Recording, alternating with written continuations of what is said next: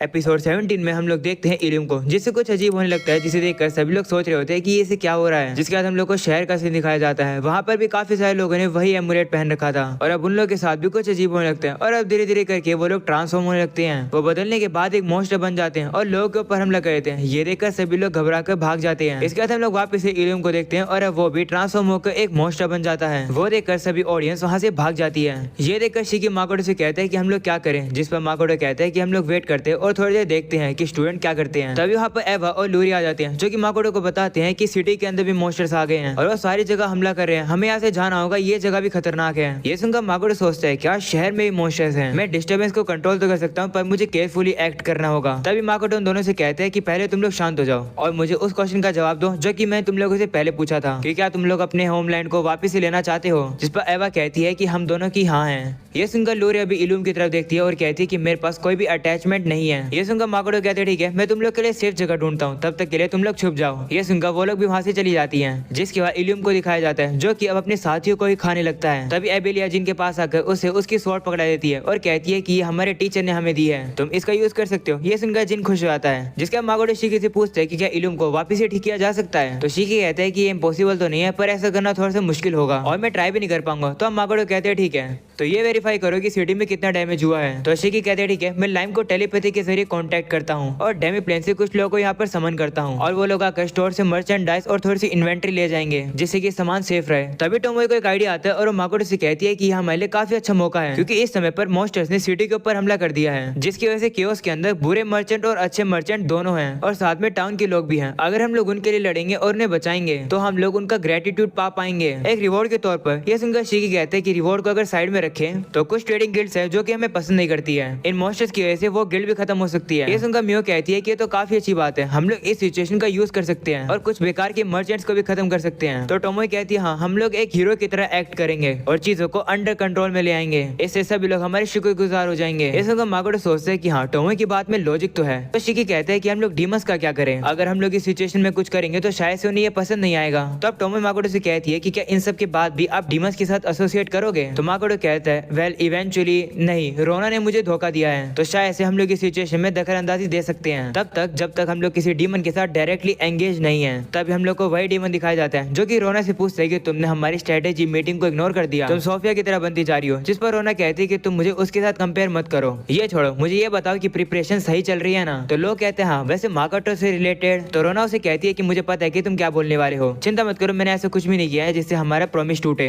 ये सुनकर लोग कहते हैं कि तुम तो काफी नेस्टी हो माकोटो के लिए, मुझे काफी बुरा लग रहा है। ये सुनकर रोना उसे कहती है ये छोड़ो, मुझे तुम रिंग्स के बारे में बताओ। जिस पर लोग कहते हैं कि वो तैयार है, ये रिंग अब गॉडेस की पावर को वापस से सप्रेस कर पाएगी। तो रोना कहती है कि शायद तुम्हें पता ही होगा, लेकिन इस मैटर के साथ हम लोग चीजों को सेटल कर देंगे। जिस पर लोग कहते हैं कि तुम्हें मुझे बताने की जरूरत नहीं है, भले ही बिकी स्ट्रॉन्ग हो गई हो, हम लोग उसे डिस्ट्रॉय कर देंगे। तो रोना कहती है कि तो फिर इंसान एक और नेशन खो देंगे और डीमंस फाइनली फिर से एंजॉय कर पाएंगे। तभी माकोटो को दिखाया जाता है जो कि एवा और लूरिया से कहते हैं कि तुम लोग सीधा कुजुना ट्रेडिंग कंपनी में चले जाओ, मेरे एम्प्लॉय तुम्हें सेफ जगह पर ले जाएंगे। ये सुनकर वो लोग कहते हैं ठीक है और अब वो चले जाते हैं। तब यहाँ पर रेम्ब्रेंट और उसकी वाइफ लीसा आ जाती है। वो कहते हैं कि हमें कुछ समझ नहीं आ रहा है कि यहाँ क्या चल रहा है। जिसके बाद वो लोग अरीना में देखते हैं और देखते हैं कि उनकी बेटी तो डीमन से लड़ने के लिए तैयार हो रखी है। ये देखकर रेम्ब्रेंट थोड़ा सा घबरा जाता है। तो माकोटो से कहते हैं चिंता मत करो, मैं उन लोग को सेफ रखूंगा। तो अब रेम्ब्रेंट कहते हैं ठीक है, मैं तुम पर भरोसा कर रहा हूँ, वैसे मैं मर्चेंट गिल्ड में जा रहा हूँ क्योंकि जो लोकल गिल्ड रिप्रेजेंटेटिव है वो स्ट्रेंजर नहीं है मेरे लिए। ये सुनकर लीसा कहते हैं तो फिर मैं भी चलती हूँ, मुझे ज़ारा को हेलो बोलना है। ये सुनकर माकोटो कहते हैं कि क्या तुम गिल्ड रिप्रेजेंटेटिव की दोस्त हो। जिस पर वो कहती है हाँ, हम लोगों की नेबरिंग में आपस में शॉप थी और हमारी फ्रेंडली राइवलरी चलती रहती थी। ये सुनकर माकोटो कहते हैं कि मैं थोड़ा सा सरप्राइज हूँ। जिसके बाद रेम्ब्रेंट माकोटो से कहता है कि तुम कल ज़ारा से मिले थे ना। तो माकोटो कहते हैं हाँ, लेकिन ज़ारा ने मुझे एक मर्चेंट होने के तौर पर एक्नॉलेज करने से मना कर दिया। तब रेम्ब्रेंट कहते हैं कि भले ज़ारा कैसे दिखता, वो थोड़ा सा काइंड है, वो बस हर बार सब कुछ नहीं कहता जो कि उसे कहना चाहिए। चलो अब हम लोग जा रहे हैं। ये सुनकर माकोटो अब उन लोगों को 2 लिजर्ड मैन दे देता है जो कि रेम्ब्रेंट और लीसा को गार्ड करेगा और वो लोगों से कहते हैं कि अगर लोग पूछे तो उन्हें बता देना कि तुमने मैजिकल इक्विपमेंट का यूज किया इन लोगों को समन करने के लिए। ये सुनकर रेम्ब्रेंट कहते हैं कि मैं तो भूल ही गया था कि तुम समनिंग मैजिक कर सकते हो। जिसके बाद अब वो लोग वहाँ से चले जाते हैं। तभी हम लोग देखते हैं इल्यूम को जो कि अपने साथियों को खाकर और थोड़ा सा ताकतवर हो जाता है। ये देखकर एकेडमी के सबसे स्ट्रॉन्गेस्ट फाइटर इल्यूम को रोकने के लिए आ जाते हैं। इन लोग का नाम पर्पल कोट्स होता है। ये लोग इल्यूम के ऊपर अलग अलग एलिमेंट से हमला करते हैं, पर हम लोग देखते हैं कि इल्यूम को ज्यादा कुछ नहीं होता है। ये देखकर टोमोई कहती है कि ये तो कितना इंटरेस्टिंग मॉन्स्टर है, ये 4 में से 3 बेसिक एलिमेंट्स के लिए तो इम्यून है और इसने वाटर मैजिक को तो एब्जॉर्ब ही कर लिया। इसके जिसके ऊपर तो सिर्फ फायर एलिमेंट ही काम कर रहा है। ये देखकर अब पर्पल कोट अपने ऊपर गॉडेस की ब्लेसिंग लगा लेते हैं और थोड़े से और ताकतवर हो जाते हैं। ये देखकर माकोटो कहते हैं कि इन लोगों का माना तो बढ़ गया, तो ये है गॉडेस की ब्लेसिंग। तो टोमो कहती है कि ये लोग अपना मान को इंक्रीज कर देंगे तो फिर भी कुछ नहीं होने वाला। और हम लोग अब देखते हैं कि ऐसा ही होता है, वो लोग इलियम का कुछ भी नहीं कर पाते हैं, बल्कि इलियम उनके ऊपर हमला करके उन्हें खत्म कर देता है। ये देख मियो कहती है कि मुझे लगा था कि इन लोगों के साथ ऐसा ही होगा। तभी वहाँ शिकी आता है और माकोटो से कहता है कि मुझे सिटी की सिचुएशन के बारे में पता चल गया।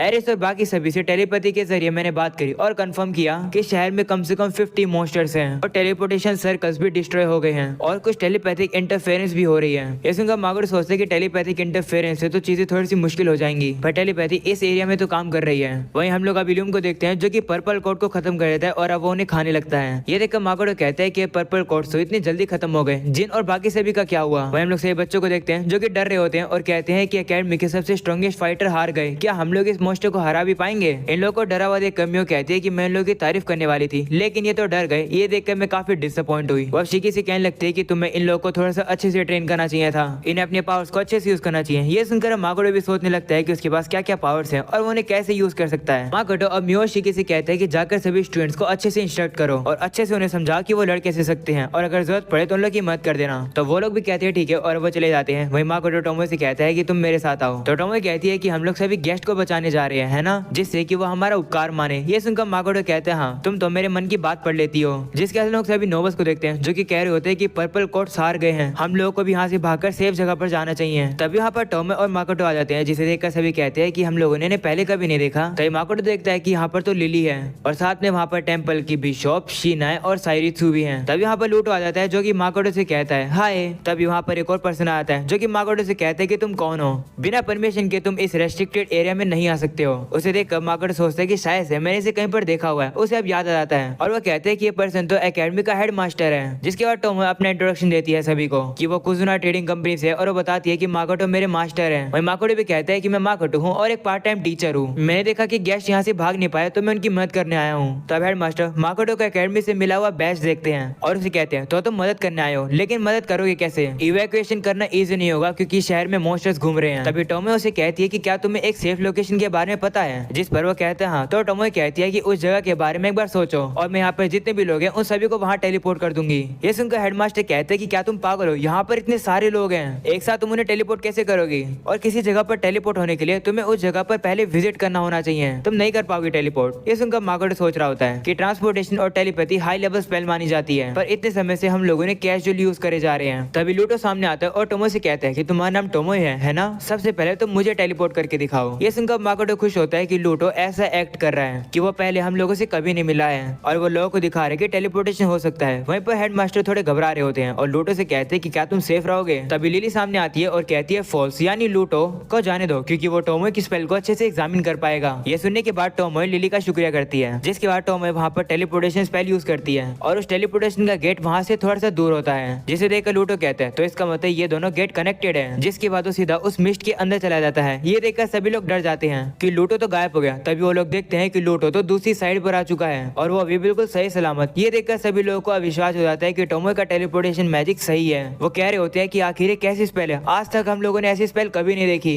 वहीं ये देखने के बाद तो लिली भी हैरान हो जाती है। लूटो अब टोमो से कहता है कि क्या इस टेलीपोर्टेशन की ताकत तुम्हारे स्वॉर्ड में है जो कि तुम्हारे पास है? जिस पर टोमो कहती है हाँ। ये सुनकर अब माकोटो सोचता है कि लूटो तो काफी अच्छी स्टोरी बना रहा है। वो ये बात लोगों से छुपा रहे कि टेलीपोर्टेशन की ताकत टोमो की खुद की है। जिसके बाद लूटो सभी से कहता है कि चलो हम लोग इनकी हेल्प एक्सेप्ट करते हैं। ये सुनकर सभी लोग कहते हैं हाँ, हम लोग को जल्दी से सेफ जगह पर टेलीपोर्ट कर दो। ये सुनने के बाद हेडमास्टर भी कहता है हाँ मुझे भी टेलीपोर्ट कर दो प्लीज। ये देखकर एक बंदा किंग से कहता है कि हम लोग को भी चलना चाहिए, जिस पर किंग कहते नहीं मैं यहीं पर रुककर चीजों को देखूंगा, मेरे बिना ही चले जाओ। जिस पर बंदा कहता है नहीं मैं ऐसा नहीं कर सकता हूँ क्योंकि अरीना में जो मॉन्स्टर है वो मेरा बेटा है, वो यहाँ पर इलियम की बात कर रहा है। ये सुनकर माकोटो भी हैरान हो जाता है और कहता है तो ये लीमिया की रॉयल्टी है। तभी टोमो माकोटो को अपनी स्वॉर्ड पकड़ा देती है और कहती है कि इसे रखो और यहाँ पर चीजों को हैंडल कर लेना। ये सुनकर माकोटो सोचता है कि टोमो मुझे क्या कराना चाहती है। तभी टोमो बाकी सभी लोग को लेकर वहाँ से अब चली जाती है। माकोटो अब किंग के पास आता है, जिसे देखकर किंग उससे कहते हैं कि क्या तुम इस तलवार का यूज कर सकते हो? जिस पर माकोटो कहते हैं हाँ। ये सुनकर किंग कहते हैं कि तो फिर मुझे नीचे टेलीपोर्ट कर दो। ये सुनकर प्रिंस और इलियम के फादर काफी शौक हो जाते हैं और किंग से कहते हैं कि आप ये क्या कर रहे हो? जिस पर वो कहते हैं कि लीमिया की नोवेल्टी एकेडमी को हार्म कर रही है। अगर लोग देखेंगे कि मैं कुछ भी नहीं कर रहा हूँ तो लोगों का मुझ पर से भरोसा हट जाएगा और शायद से अगर इलियम मेरी या फिर अपने फादर की बात सुनेगा तो शायद से वो होश में आ सकता है। वहीं पर अपन लोग इलियम को देखते हैं जो कि माकोटो के स्टूडेंट्स के ऊपर हमला कर रहा होता है और अब वो सभी स्टूडेंट भी उन लोगों लोगों से लड़ रहे होते हैं। वहीं पर मियो और शिकी उन सभी लोगों को गाइड कर रहे होते हैं कि उन लोगों को किस तरीके से लड़ना चाहिए उससे। पर अभी भी उन लोगों को इलियम से लड़ने में काफी ज्यादा दिक्कत आ रही होती है, क्योंकि इलियम उन लोगों से काफी ताकतवर है, जिसके अब माकोडो सभी लोगों को अब टेलीपोर्ट करके नीचे ले आता है। और अब किंग और इलियम के फादर इलियम को रोकने की कोशिश करते हैं, पर इलियम उन लोगों की बातें नहीं सुन रहा होता है। ये देखकर इलियम के फादर काफी ज्यादा डिसअपॉइंट होते हैं। वहीं अब किंग कह रहे होते हैं कि हम लोग को कैसे भी करके इलियम को रोकना ही होगा। ये सुनने के बाद इलियम के फादर माकोडो से कहते हैं कि क्या कोई तरीका है मेरे बेटे को ठीक करने का, जिस पर माकोडो कहते नहीं, मैंने ऐसी म्यूटेशन कभी भी पहले नहीं देखी है, तो मैं उसे ठीक नहीं कर सकता हूँ। ये सुनकर इलियम के फादर दुखी हो जाते हैं। तभी जिन और मित्रा को दिखाया जाता है, जो कि हमला करके इलियम के हाथ को काट देते हैं। पर तभी दिखाया जाता है कि इलियम अपने हाथ को काफी जल्दी से रीजनरेट कर लेता है। ये देखने के बाद सभी लोग हैरान भी हो जाते हैं कि ये अपने आप को रीजनरेट भी कर सकता है। वो सब ये देखकर डर जाते हैं। तभी इलियम उन लोगों के ऊपर वापस हमला करता है। ये देखकर मित्रा जाकर जल्दी से उसके अटैक को रोकता है और अपने बाकी साथियों से कहता है कि होश में आओ, रिग्रुप करो, हम लोग को इसे हराना है। ये सुनकर सभी लोग अब आ जाते हैं इलियम से लड़ने के लिए। तभी माकोडो देखता है कि सिटी में से एक मॉन्स्टर निकलकर एकेडमी में घुस जाता है और वो उन लोग के पीछे आ जाता है। ये देखकर गार्ड किंग से कहते हैं कि आप यहाँ से चले जाओ, हम लोग इसे संभाल लेंगे। पर तभी अचानक से वो मॉन्स्टर काफी तेज से उन गार्ड्स के ऊपर हमला करके उन्हें घायल कर देता है। ये देखकर माकोडो शिकी से कहते हैं कि यहाँ पर गार्ड्स को चोट लग गई है, जल्दी आकर उन्हें हील करो,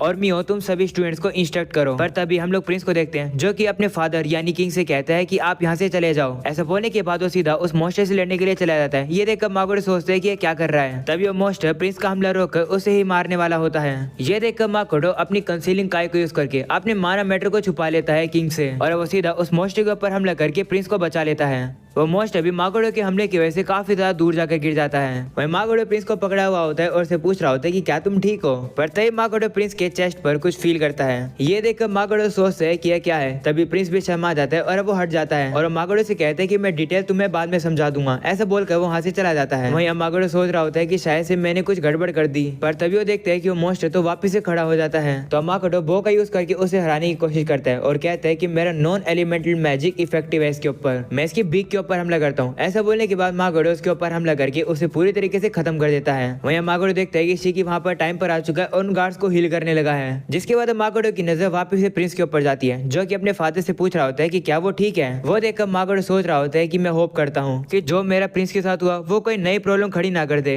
तभी वापस हम लोग जिन को देखते हैं, जो कि अब इलियम के हाथ को वापस काट देता है और वो उसके ऊपर हमला करता है, पर उसे कुछ भी नहीं होता है। ये देखकर मियो से कहती है कि अगर तुम उसके ऊपर अच्छे से हमले नहीं करोगे तो वो रीजनरेट हो जाएगा। तो अभी इज़ुमो अपने विंड मैजिक से उसे रोकने की कोशिश करता है, पर उसे कुछ भी नहीं होता है। ये देखकर मियो इज़ुमो से कहती है कि मैंने तुम्हें कहा था ना कि फायर मैजिक के अलावा और कुछ इस पर काम नहीं करेगा। ये सुनने के बाद शिफू अब इलियम के ऊपर फायर मैजिक से हमला करने वाली होती है, पर अब इलियम एक काफी तेज धाड़ने वाला होता है। ये देखकर एबिलिया समझ जाती है कि तो वैसी धाड़ है जैसा उस ड्रैगन ने करी थी, जिसकी वजह से वो सभी लोग मूव नहीं कर पा रहे थे, और अब इलियम काफी तेज धाड़ता है। ये देखकर एबिलिया जल्दी से अपने शिफू और इज़ुमो के ऊपर एक बैरियर लगा देती है, पर वो बाकी सभी लोग को प्रोटेक्ट नहीं कर पा रही होती है, और इस धाड़ की वजह से बाकी सभी लोग वहीं पर ही रुक जाते हैं और फ्रंट में जितने भी स्टूडेंट्स है वो हिल नहीं पा रहे होते हैं। जिसके बाद एबिलिया शिफू से कहती है कि क्या तुम अपनी फायर स्पेल मेरी एरो पर लगा सकती हो। तो शिफू कहती है कि ऐसा करना इम्पॉसिबल है, पर अगर मैं ऐसा कर भी पाई तो वो 10 सेकंड में एक्सप्लोड हो जाएगी। तो एबिलिया कहती है कोई बात नहीं, और अब वो इज़ुमो से कहती है कि क्या तुम मूव कर सकते हो, जिस पर वो कहते हैं हाँ थोड़ा सा। ये सुनकर एबिलिया कहती है कि तो फिर मेरी मदद करो,